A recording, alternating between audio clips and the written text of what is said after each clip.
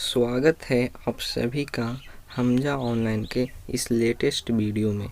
आज के इस वीडियो में हम लोग क्लास 10th जो बिहार बोर्ड के लिए हमारा जो सिलेबस है उसका बायोलॉजी जीव विज्ञान का फर्स्ट चैप्टर जैव प्रक्रम के सभी प्रश्नों को हल करने वाले हैं, सभी क्वेश्चंस आंसर को हल करने वाले हैं।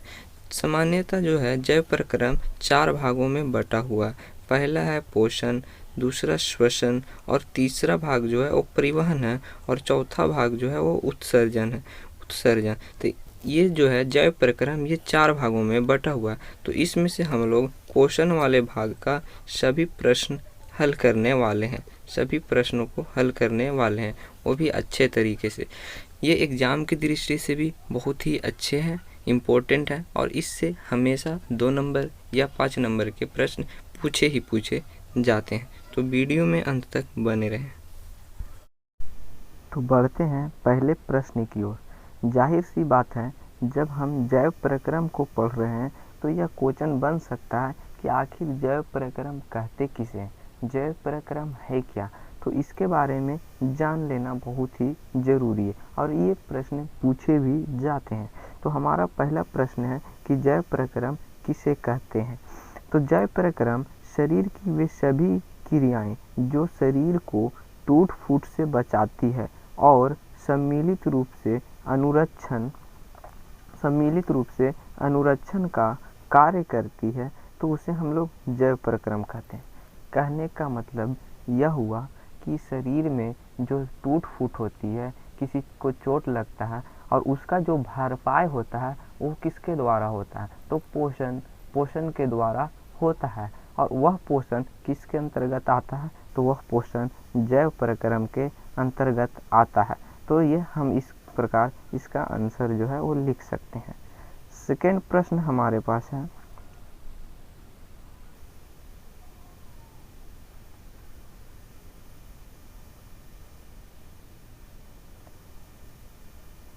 सेकेंड प्रश्न कह रहा है कि पोषण किसे कहते हैं, पोषण किसे कहते हैं, इसे कितने भागों में बांटा गया है। तो पोषण कहते किसे हैं, तो पोषण जीवों द्वारा विभिन्न पोषक पदार्थों जैसे कार्बोहाइड्रेट, प्रोटीन, वसा, विटामिन इत्यादि को ग्रहण कर उसका उपयोग करना पोषण कहलाता है। जाहिर सी बात है, पोषण कहते किसे हैं, तो इसे आसान शब्दों में हम इस तरह समझ सकते हैं कि जो हम भोजन करते हैं तो भोजन का जो पाचन होता है तो उससे हमें ऊर्जा मिलती है और ऊर्जा वह किसके द्वारा मिलती है, तो पोषण के द्वारा ही मिलती है। तो विभिन्न प्रकार के जब हम पदार्थों को खाते हैं तो उससे हमें ऊर्जा मिलती है और वही ऊर्जा जो है वो शरीर में टूट फूट को भरपाई करती है। कहीं पे कोई शरीर में कट फट जाए तो उसी के द्वारा वहाँ पे भरा जाता है। तो इसी को सम्मिलित रूप से हम लोग पोषण कहते हैं। मतलब यह हुआ कि विभिन्न प्रकार के पोषक पदार्थों जैसे कार्बोहाइड्रेट, वसा, प्रोटीन इत्यादि को ग्रहण कर उसका उपयोग करना पोषण कहलाता है। पोषण दो प्रकार के होते हैं। पहला है स्वपोषी पोषण और दूसरा है विषम पोषी पोषण। दूसरा क्या है, दूसरा है विषम पोषी पोषण।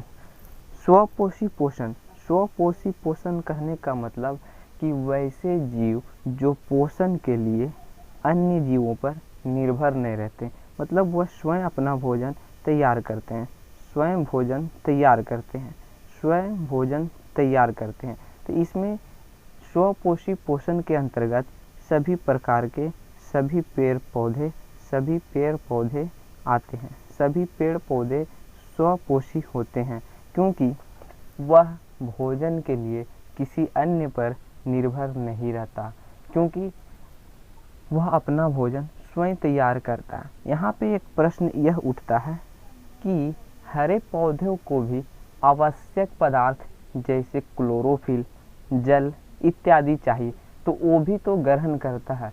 हाँ, यह सही बात है कि हरे पौधे भी दूसरे पर निर्भर है, लेकिन वह जीव नहीं है, वह अन्य जीवों पर निर्भर नहीं है। भले ही अन्य पदार्थों पर निर्भर है, लेकिन वह अन्य जीवों पर निर्भर नहीं है। तो इसका डिफिनेशन यह हो सकता है कि स्वपोषी पोषण उस पोषण को कहते हैं जिसमें कोई भी जीव अपने भोजन के लिए अन्य जीवों पर निर्भर नहीं रहता है। और वही विषम पोषी पोषण के अंतर्गत देखा जाए तो यह दूसरे पर निर्भर रहता है, यह दूसरे पर निर्भर होता है, यह दूसरे पर निर्भर होता है। किस पर?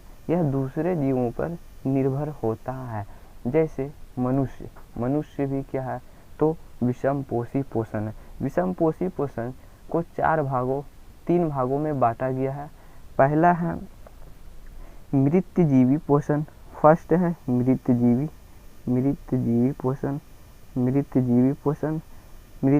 पोषण, और दूसरा है प्राणी समपोषी पोषण, और एक और है। अब आगे प्रश्न की ओर बढ़ते हैं।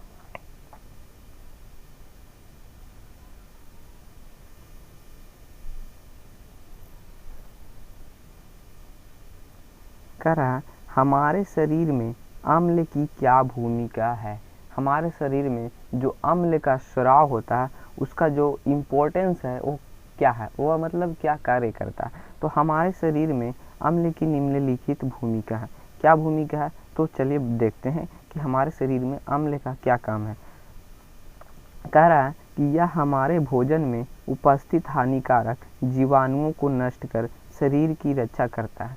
जब भोजन आमाशय में पहुंचता है तो इसमें उपस्थित एसिड यानी कि अम्ल बैक्टीरिया को मार देता है। बैक्टीरिया को मारकर हमारे शरीर का रक्षा करता है। तो ये पहला कार्य हुआ अम्ल का पहला कार्य क्या है? यह हमारे भोजन में उपस्थित हानिकारक जीवाणुओं को नष्ट कर शरीर की रक्षा करता है। सेकेंड कह रहा है कि यह माध्यम को अम्लीय बनाता है, जिससे पेप्सिन नामक एंजाइम आसानी से क्रिया करते हैं। मतलब यह हुआ कि यह माध्यम को अम्लीय बना देता है। अम्लीय बनाने के बाद जो और भी रस होते हैं, जो एंजाइम होते हैं, वो आसानी से अम्ल के ऊपर क्रिया करते हैं, जिससे हमारे भोजन का पाचन होता है। आगे कह रहा है, थर्ड पॉइंट कह रहा कि यह भोजन के पाचन में सहायक है। तो ये सम्मिलित रूप से कह सकते हैं कि जो अम्ल है वो हमारे शरीर में भोजन के पाचन के लिए आवश्यक है। अगर अम्ल ना हो तो भोजन का पाचन नहीं हो सकता है। नेक्स्ट प्रश्न हमारे पास कह रहा है कि पाचक एंजाइम का क्या कार्य है। तो देखते हैं। हमारे शरीर में भोजन के पाचन के लिए पाचक एंजाइम ही उत्तरदायी होते हैं। ये बिल्कुल सही बात है कि हमारे शरीर में जो भोजन का पाचन होता है उसका जिम्मेदारी पाचक एंजाइमों के ऊपर ही होती है।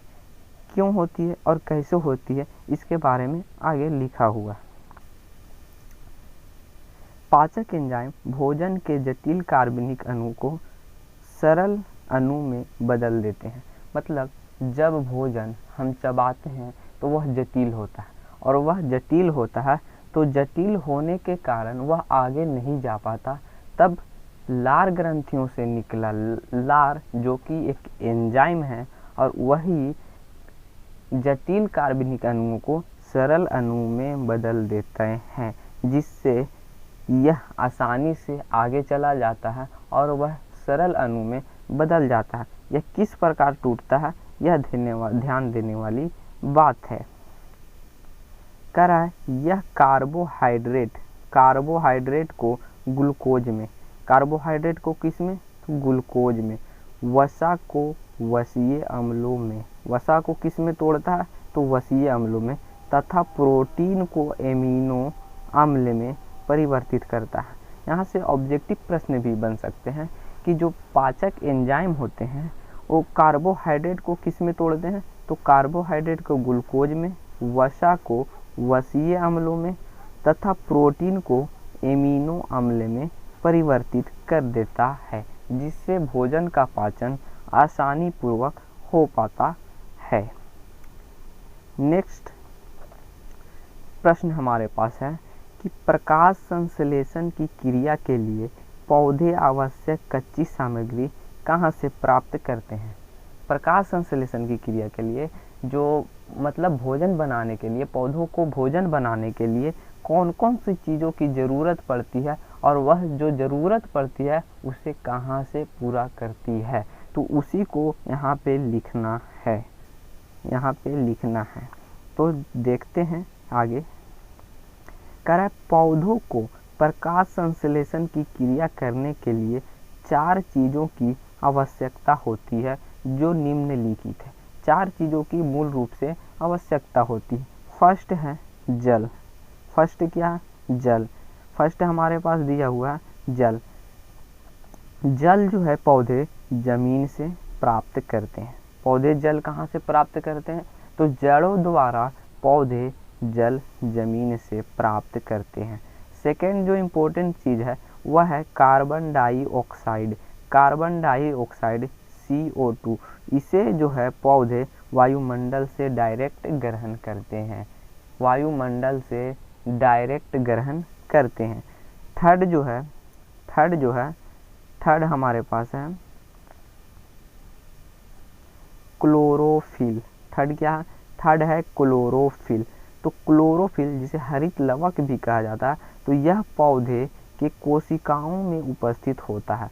मतलब जो क्लोरोफिल होता है वह पौधों के पत्तियों में मौजूद होता है, जो इसका उपयोग अपना भोजन को बनाने में करता है, फोटोसिंथेसिस यानी प्रकाश संश्लेषण की क्रिया में उपयोग करता है। फोर्थ है सूर्य का प्रकाश। तो सूर्य का प्रकाश हम सभी लोग, चाहे वह दुनिया का कोई भी जीव हो, वो सभी कहाँ से प्राप्त करते हैं? तो डायरेक्ट सूर्य से प्राप्त करते हैं। 6 नंबर प्रश्न हमारे पास है कि हमारे शरीर में वसा का पाचन कैसे होता है। वसा का पाचन कैसे होता है इसके बारे में बताना है। तो सबसे पहले तो वसा का पाचन होता कहाँ है यह जानना जरूरी। तो हमारे शरीर में वसा का जो पाचन होता है वह छोटी आंत में होता है। इसे भी हम क्षुद्रांत कहते हैं। इसे क्षुद्रांत भी कहा जाता है। क्या कहा जाता है? क्षुद्रांत। क्षुद्रांत 3 भागों में बटा होता है। 3 भागों में बटा होता है। 3 भागों में पहला है ग्रहणी जेजुनम। सेकेंड है जेजुनम और थर्ड है इलियम। थर्ड क्या है? थर्ड है इलियम। तो छोटी आंत जो है वह 3 भागों में बटा होता है। पहला भाग ग्रहणी, दूसरा भाग जेजुनम और तीसरा भाग इलियम। 3 भागों में बटा होता है छोटी आंत। तो हमारे शरीर में वसा का जो पाचन होता है वो छोटी आंत के ऊपरी भाग ग्रहणी में होता है। ऊपरी भाग यानी कि छोटी आंत का पहला भाग ग्रहणी में होता है, जहाँ पित्ताशय से आया पित्तरस भोजन नली के द्वारा भोजन में मिलता है और माध्यम को क्षारीय बना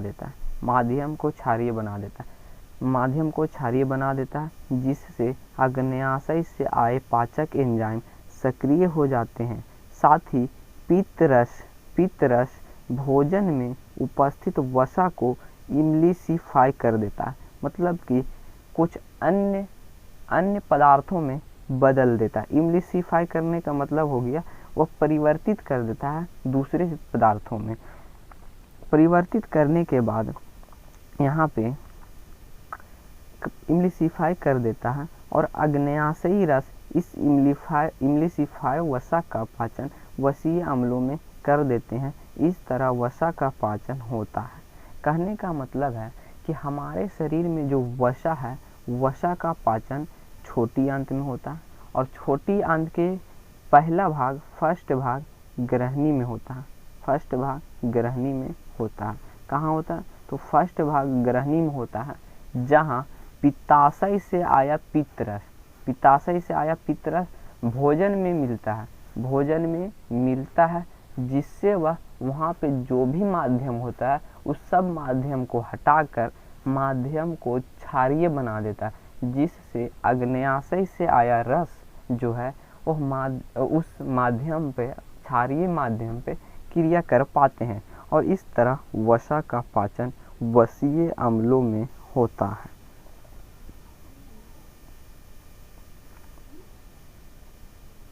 नेक्स्ट प्रश्न है 7 नंबर क्वेश्चन है कि भोजन के पाचन में लार की क्या भूमिका है। यहाँ पे लार यानी लार की जो भूमिका क्या है, लार का कार्य क्या है। तो भोजन के पाचन में लार की निम्नलिखित भूमिका है। भोजन के पाचन में लार की निम्नलिखित भूमिका है। फर्स्ट भूमिका जो है वो है कि लार में उपस्थित एंजाइम भोजन के जटिल कार्बनिक अणु को सरल कार्बनिक अणु में बदलते हैं। अभी मैंने ऊपर ही बताया कि लार जो है वो कार्बोहाइड्रेट को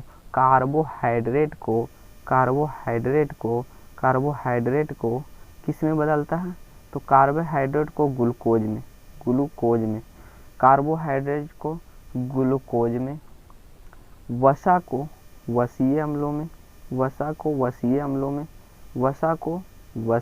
में बदलता है और प्रोटीन को एमिनो अम्ल में बदलता है, एमिनो अम्ल में बदलता है। तो लार जो है वह भोजन में उपस्थित जटिल अणु को सरल अणु में परिवर्तित करता है। यह लार का फर्स्ट कार्य है, फर्स्ट भूमिका लार का है। सेकेंड है कि लार भोजन को चिकना बनाता है, जिससे भोजन आसानी से आगे चला जाता है।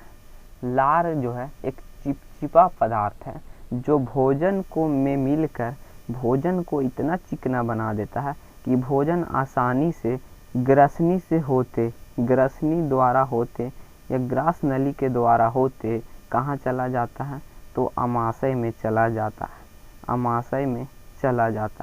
अमाशय में आसानी से चला जाता है। यह लार के 2 प्रमुख कार्य हो गए हैं।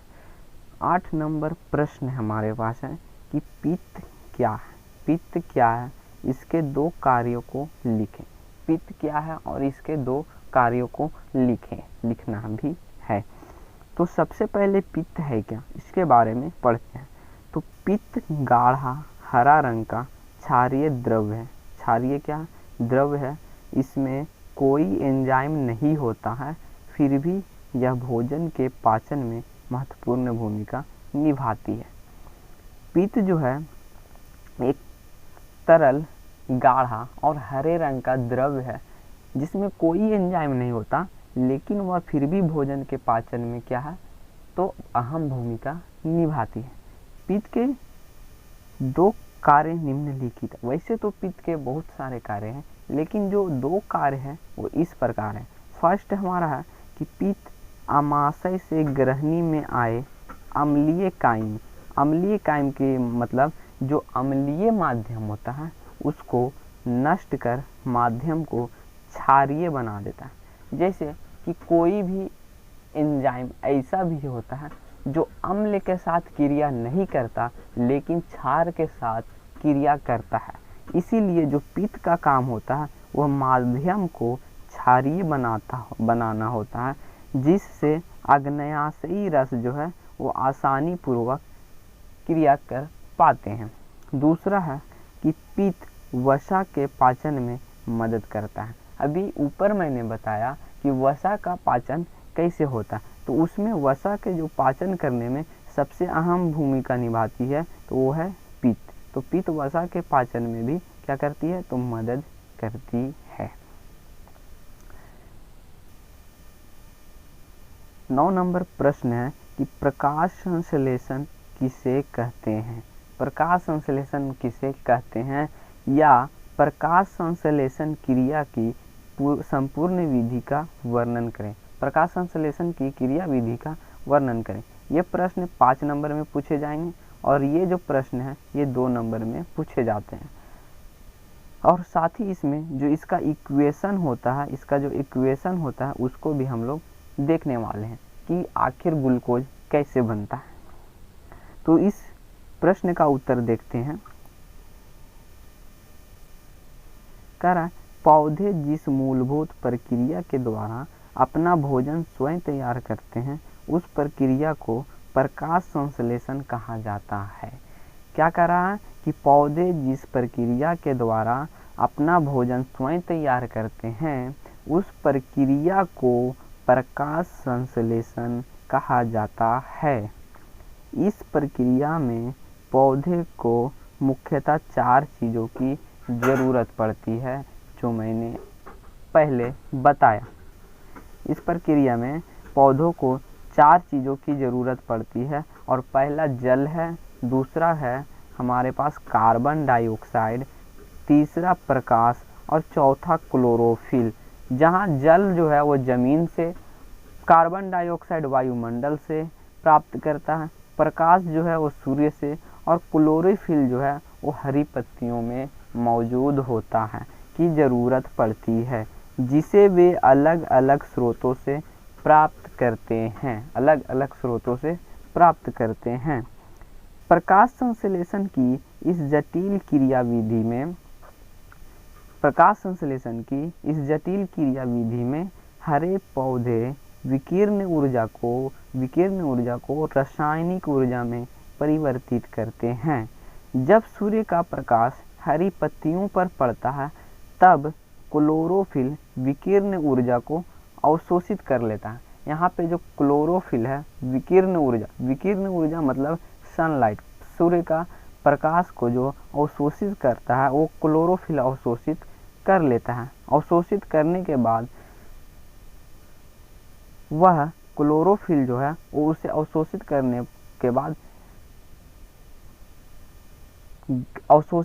के बाद वह अपने अंदर समाहित कर लेता है और उसमें जो जल मौजूद होता है उस जल को 2 भागों यानी कि हाइड्रोजन और ऑक्सीजन में विभक्त कर देता है। जैसे H2O क्या है? जल। तो इसे 2 भागों में विभक्त कर देता है, एक होता है हाइड्रोजन और एक होता है ऑक्सीजन। तो ये 2 भागों में विभक्त कौन करता है? तो ये करता है सनलाइट। और सनलाइट को अवशोषित कौन करता है? तो हरित लवक। कौन? हरित लवक इसको अवशोषित करता है सनलाइट को अवशोषित कौन करता है? तो हरित लवक। और जो सनलाइट है ये जल को 2 भागों में तोड़ देता है, 2 भागों में विभक्त कर देता है, जिससे ऑक्सीजन रंध्र द्वारा बाहर निकाल दिया जाता है तथा हाइड्रोजन कार्बन डाइऑक्साइड के साथ मिलकर ग्लूकोज का निर्माण करता है। इस तरह पौधों में प्रकाश संश्लेषण की क्रियाविधि पूर्ण होती है। प्रकाश संश्लेषण का रासायनिक समीकरण जो है वो निम्नलिखित है। पहला है कि जो कार्बन डाइऑक्साइड वो है वो 6CO2 प्लस में 6H2O और उसे चाहिए सनलाइट, ये ज़रूरी चाहिए, और क्लोरोफिल जो पत्तियों में मौजूद रहता है। जब ये आपस में रिएक्शन करते हैं, आपस में क्रिया करते हैं, तब हमारे पास जो उत्पाद बनता है वो बनता है ग्लूकोज। क्या बनता है? ग्लूकोज। और ये बनता है ऑक्सीजन, यानी कि C6H12O6 प्लस में 6O2। 10 नंबर प्रश्न है और आखिरी प्रश्न कि मनुष्य में पाचन क्रिया का वर्णन करें। मनुष्य में जो भोजन का पाचन होता है वो किस तरह होता है, इसका वर्णन करना है। तो देखते हैं इसका आंसर क्या है। मनुष्य में पाचन की क्रिया आहार नाल के विभिन्न भागों में अलग अलग चरणों में पूर्ण होता है। कहाँ होता है? तो आहार नाल के अलग अलग भागों में पूर्ण होता है। पहला हमारा है आहार नाल का जो पहला भाग है वह है मुख गुहा। मुख गुहा में पाचन। मुख गुहा में पाचन किस प्रकार होता है? तो मनुष्य मुख द्वारा भोजन ग्रहण करता है। मुख में मौजूद दांत भोजन को चबाते हैं, जिससे भोजन छोटे कणों में विभक्त हो जाता है। मुख में उपस्थित लार भोजन के जटिल अणुओं को सरल अणु में परिवर्तित कर देते हैं। जैसे कार्बोहाइड्रेट को ग्लूकोज में, वसा को वसीय अम्लों में तथा विटामिन को प्रोटीन को एमिनो अम्ल में परिवर्तित कर देता है। साथ ही लार भोजन को चिकना बना देता है, जिससे भोजन आसानी से ग्रसनी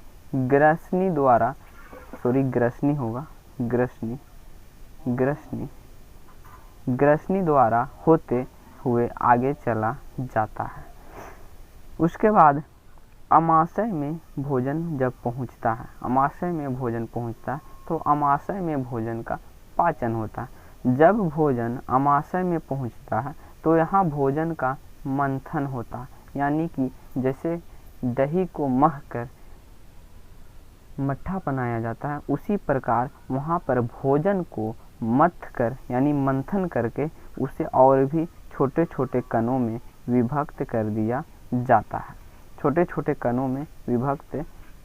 जाता है। जिससे भोजन छोटे छोटे कणों में विभक्त हो जाता है। आमाशय में उपस्थित अम्ल भोजन में मौजूद हानिकारक जीवाणुओं को नष्ट कर शरीर को सुरक्षा प्रदान करता है या सुरक्षित रखता है। इसके बाद भोजन का अगला चरण जो होता है वह छोटी आंत में होता है। तो छोटी आंत में भोजन का पाचन। छोटी आंत 3 भागों में विभक्त होता है। पहला भाग ग्रहणी, दूसरा भाग जेजुनम, तीसरा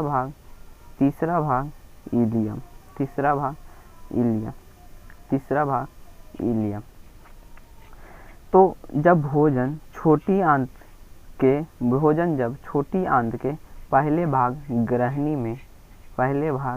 ग्रहणी में पहुंचता है तो यहाँ पित्ताशय से आया पित्तरस भोजन में मिलता है, जिससे अग्न्याशयी रस सक्रिय हो जाते हैं और भोजन में उपस्थित कार्बोहाइड्रेट वसा आदि का पाचन कर देते हैं।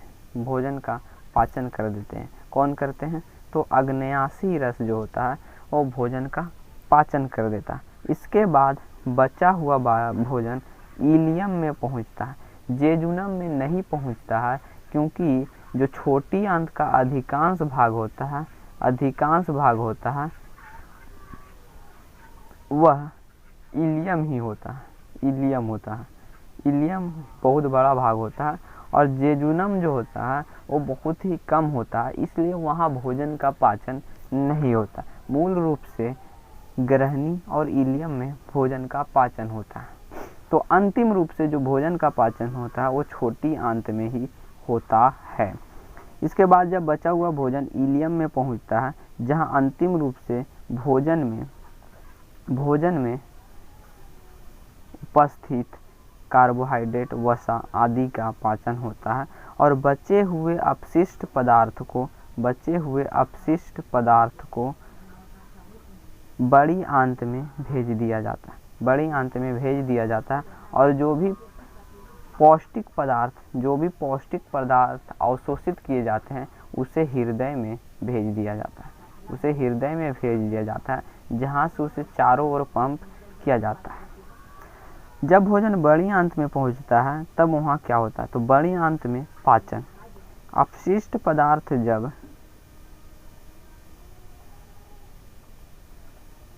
बड़ी आंत में पहुंचता है तब इसे मल द्वार के द्वारा समय समय पर बाहर निकाल दिया जाता है और इस तरह हमारे शरीर में भोजन का पाचन होता है। इस वीडियो में यहीं तक और यह कंप्लीट क्वेश्चन आंसर हो चुका है और इससे ज़्यादा प्रश्न पूछे भी नहीं जाते हैं। तो अगले पार्ट में हम लोग श्वसन का संपूर्ण क्वेश्चन आंसर को कंप्लीट करेंगे, कवर करेंगे। तो इस वीडियो को लाइक करें और चैनल को सब्सक्राइब भी कर दें। तो मिलते हैं नेक्स्ट वीडियो।